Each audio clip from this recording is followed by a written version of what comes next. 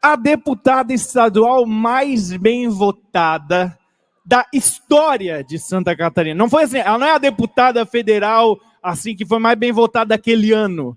De todas as eleições, ela é a deputada com mais votos da história de Santa Catarina, quase 200 mil votos. Ela é professora de história, não deixaram ela se tornar mestre, porque a história de perseguição dela vocês já conhecem muito bem. Tem best-seller, 4 livros escritos. As mulheres de sovaco peludo e franja azul tremem ao ouvir a sua voz. É o terror das feministas do Brasil e quem sabe do mundo, né? Uma salva de palmas para a deputada estadual Ana Carolina Campanholo. Seja muito bem-vinda. Uma salva de palmas, pessoal.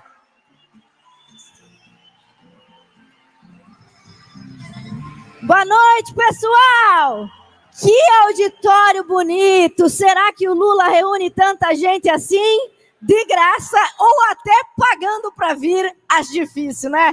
Olha só, como eu sou mulher, a organização aqui era feita por homens, eles me deixaram 2 horas em pé ali com esse salto.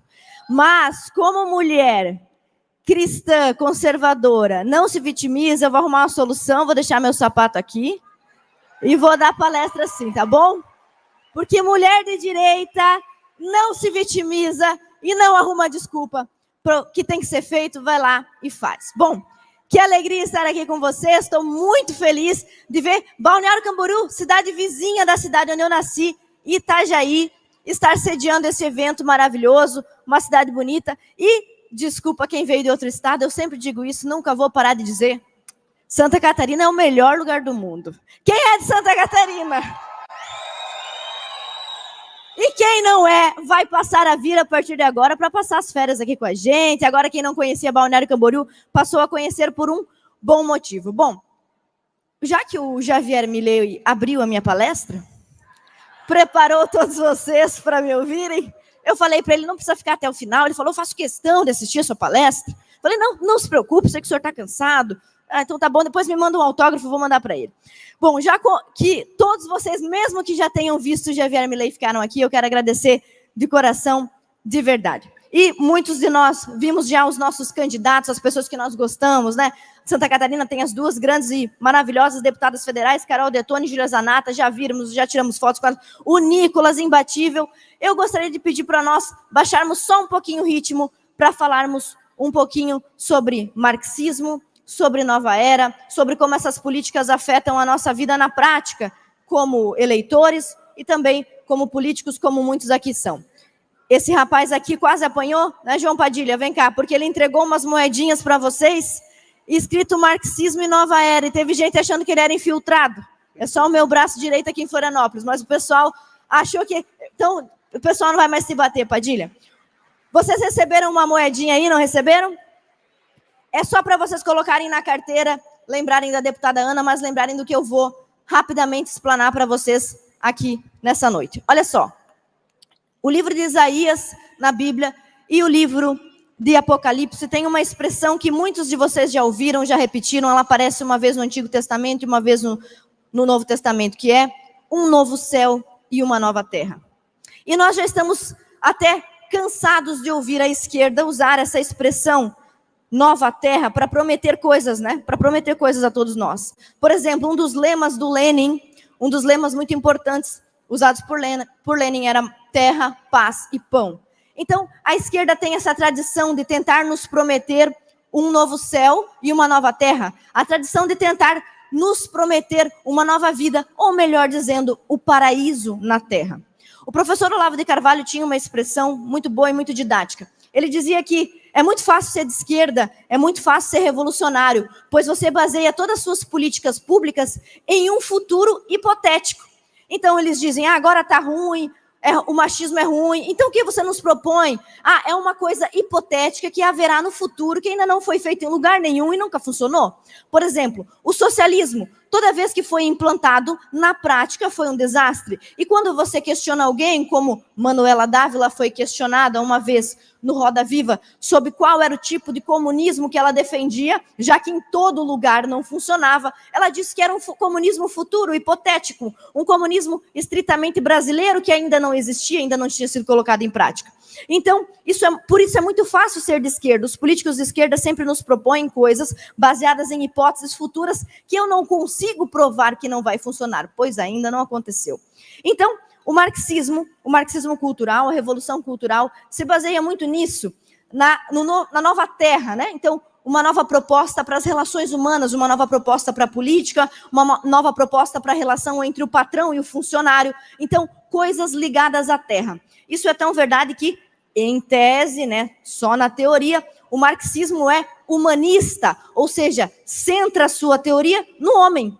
Então, o homem capitalista contra o homem burguês.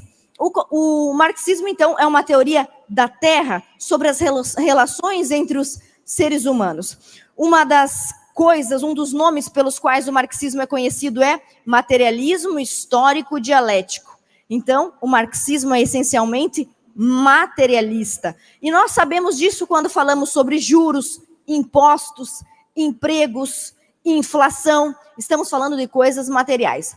Acontece que, com o iluminismo e depois, um pouco depois, vem o marxismo, houve uma certa onda, alguns pensadores pensaram que o ser humano iria se livrar da religião, colocar a religião para depois, ou, como dizia Karl Marx, a religião é o ópio do povo. Então, esses pensadores começaram a pensar que seria possível que o ser humano se desprendesse do transcendental, do religioso, e passasse, então, a viver apenas no mundo material. E nesse mundo, sim, Marx poderia nos convencer com mais facilidade. Acontece que o tempo passou, o tempo foi passando e o ser humano voltou a sentir falta de Deus. Há no ser humano um buraco que só pode ser preenchido por Deus. É exatamente do tamanho de Deus. E o ser humano fica então por aí procurando e procurando. O ser humano fica então procurando e procurando o que colocar no lugar. Então, esse pessoal woke, esse pessoal de esquerda progressista, não ia conseguir os seus intentos apenas com o marxismo. E por isso nós temos o outro lado da moeda. Todo mundo ganhou uma moedinha que é para levar para casa e lembrar disso.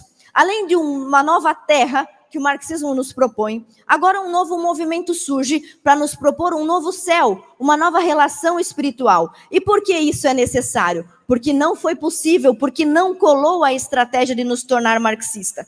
E nessa nova proposta, nesta proposta inovadora, que vai substituir o nosso Deus, o Deus criador, de uma religião que é sim patriarcal, a nossa religião cristã é sim patriarcal, o judaísmo de onde ela veio também é patriarcal, todas as sociedades que prosperaram em alguma medida são patriarcais, nós temos um Deus Pai, Deus Filho e Deus Espírito Santo. E para mim que sou mulher, isso de forma alguma é demérito, pois sempre, a minha vida toda, quando eu precisei de carinho, de proteção, alguém prestar do meu lado para me proteger, eu recorri ao meu pai.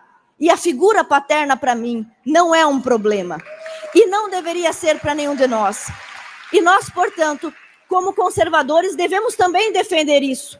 Que os nossos homens sejam um reflexo do que Deus nos ensina, protetores, estarem ao nosso lado. E que as nossas mulheres sejam acolhedoras, sejam aquela que está ao lado, protegendo, sendo grandes, sendo fortes. Aliás, ninguém pode dizer que não, se o partido do Bolsonaro elegeu em Santa Catarina a deputada federal e a deputada estadual mais votadas. Então, não dá para negar, certo? Então, por que nós temos que falar sobre isso? Porque... Padilha, me dá aqui, Padilha. Ai, adoro mandar em homem. Vem cá, Padilha. Obrigada. Então, por que nós temos que falar sobre isso? Porque constantemente projetos de lei são apresentados e esses projetos não mais se parecem com o marxismo clássico. O que é o marxismo clássico? A luta da burguesia contra o proletariado. Aliás, o trabalhador... Aliás, hoje em dia, se você jogar uma carteira de trabalho, pá, esquerdista desmaia, né? Então, já não representa mais o marxismo. E quem representa o marxismo? Uma nova classe, né? Uma outra categoria que não são os trabalhadores em si. Então, os projetos de lei não vêm só com o viés marxista. Eles vêm também com um viés de nova era. A nova era, segundo o Olavo de Carvalho, meu professor, saudoso professor, a quem eu faço de tudo para honrar, segundo o professor Olavo de Carvalho, a nova era é uma nova faceta, ou a continuidade, ou até mesmo o movimento ideológico que venceu, suplantou ou abraçou o marxismo, né? Como se fosse um Pokémon evoluído, certo? Então, como é que a nova era se apresenta para nós, nos nossos estados, nas câmaras de vereadores? Tem pré-candidata a vereador aqui? Uhul! Faremos do PL o melhor partido, o maior partido, com certeza. E nós confiamos em vocês para isso também. Pois bem, coloca o QR Code na tela. Vamos ver se os homens que estão na técnica são bons mesmo. Coloca, por favor. Com esse QR Code, você vai apontar seu celular e você vai ter acesso a um projeto do PT na Assembleia Legislativa de Santa Catarina. E nós temos mais 6 minutos. E nesses 6 minutos nós vamos fazer uma rápida análise desse projeto de lei para provar o meu ponto a vocês. Para provar como que a esquerda, ela se transfigura, ela se traveste, eles gostam muito dessa palavra, né? Ela se traveste em ideologias similares, em filhotes daquela primeira ideologia. Então, nesse projeto de lei que vocês estão acessando aí, nós temos uma PEC, uma proposta de emenda à Constituição. Uma PEC é um pouco mais séria do que um projeto de lei, porque pretende alterar o texto da Constituição. Nesta PEC, PEC número 2 de 2022, um deputado petista apresenta uma proposta aparentemente inocente, mas, na verdade, gravíssima, muito grave.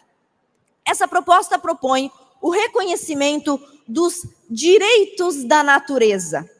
Para quem a recebe, nada mais é do que uma proposta ambiental, né, do meio ambiente ou do fetiche ambientalista que todos nós conhecemos. No entanto, quando nós vamos para a justificativa do projeto de lei, nós começamos a ficar um pouco assustados. Ali pelo parágrafo 4º, e vocês vão ter acesso a tudo isso dentro desse documento que vocês têm aí, no parágrafo 4º da justificativa, o autor da matéria diz que quem propôs isso não foi ele, nem o PT, mas a ONU, ora. Não é mais uma proposta somente marxista e petista, é também uma proposta globalista, internacionalista. E esse projeto diz na terceira linha que nós temos que retirar o antropocentrismo e colocar a vida humana e não humana no centro cognitivo das ações do Estado de Santa Catarina. E esse projeto provavelmente foi apresentado no Estado dos Senhores também, ou virá a ser. Pois bem, um projeto de lei que parecia, na verdade, somente sugerir a proteção do meio ambiente, na verdade tem o condão, tem a iniciativa, tem o desejo de mudar a nossa mente. Que coisa, né? Esses partidos de esquerda, eles não querem apresentar um projeto para tapar uma rua, para fazer uma ponte, é sempre para mudar a nossa impressão das coisas, a nossa cosmovisão, fazer a gente chamar homem de mulher, mulher de homem, trocar o sentido das palavras, como, por exemplo, chamar o aborto, que é a morte de um bebê, de direito reprodutivo. Não há nada de reprodutivo nisso, não é? Então, eles têm muito esse costume. Portanto, esse projeto de lei de autoria internacional vem para Santa Catarina para modificar a nossa forma de pensar. Mas há uma coisa muito interessante que comprova o meu ponto. O ponto de que a esquerda não é só uma ideologia, mas é uma nova religião. Uma religião secular. Quais são as características de uma religião? As pessoas se chamam por algum nome, irmão, grande irmão, alguma coisa há de se chamar. Na esquerda também, camaradas, não é? Eles têm um nome, eles têm um linguajar, uma nova língua. Eu sou crente da Assembleia de Deus aqui, não sei se tem algum crente da Assembleia de Deus aqui. Evangélico, tá certo. Tem algum católico aqui? Bom, evangélico, protestante de alguma denominação. Todos nós temos nossa religião e temos orgulho dela. Nós temos um jeito de falar nas nossas igrejas, um jeito de se comportar, correto? Então, uma religião tem todas essas características. Tem hino, tem lema, tem bandeira, tem jargão, tem forma de falar e forma de vestir. E tudo isso a esquerda tem. E o que ele nos propõe é uma religião, aqui no parágrafo 4º e 5º, ele diz que nós devemos adotar os direitos, a Declaração Universal dos Direitos da Mãe Terra. Pois bem, esta é a nova religião da nova era. Qual é, na verdade, qual é a religião, a oração universal que todos nós cristãos fazemos? Pai Nosso. Qual é o lema da nova era? Mãe Terra. Para tudo que Deus estabeleceu como prioritário, este projeto vem, assim como todos os projetos da nova era e da esquerda, rebater. A Bíblia nos diz, em inúmeros textos, que o homem é a coroa da criação e que tudo que Deus fez, Ele deu ao homem. Lembram-se que quando Deus criou o homem, em Gênesis, no capítulo 1, e depois 2º e 3º, toda a história da queda, mas no capítulo 1, Deus fala ao homem e à mulher, juntos, multipliquem e dominem. Dominem sobre o quê? Sobre a terra, sobre os peixes, sobre as aves. Então, esta proposta da nova era pretende, como este projeto e tantos outros, tirar o homem do centro e colocar qualquer outra coisa, como diz o projeto de lei, tirando o antropocentrismo e colocando o biocentrismo. Um projeto completamente contrário ao que a Bíblia nos ensina. E por isso eu diria, sem medo, não um projeto satanista, mas um projeto diabólico. E o diabo nada mais faz do que inverter a lógica do que Deus nos deu. E um exemplo disso é que estas pautas ambientalistas como esta estão sendo usadas para prejudicar, inclusive, a economia, ou seja, a vida prática de todos nós.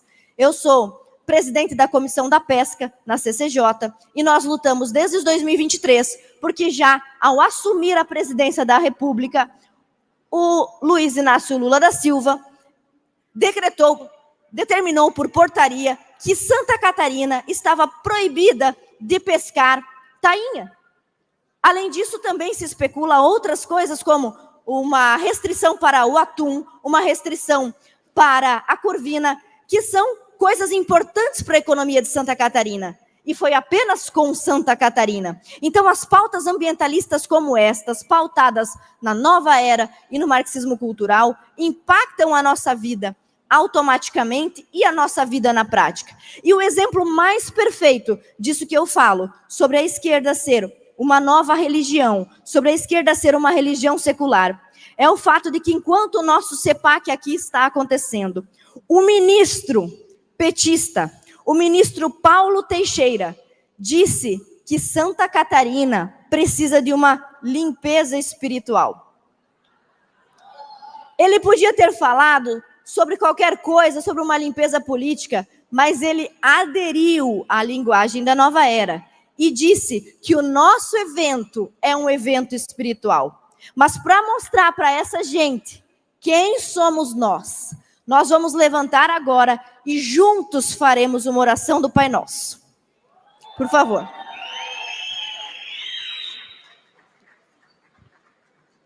Pai Nosso,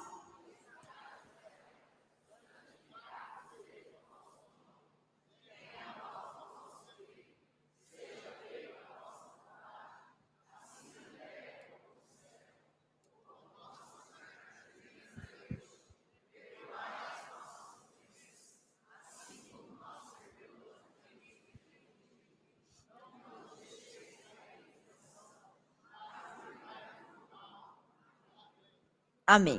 Acho que o PT teve a resposta que merecia. Muito obrigada.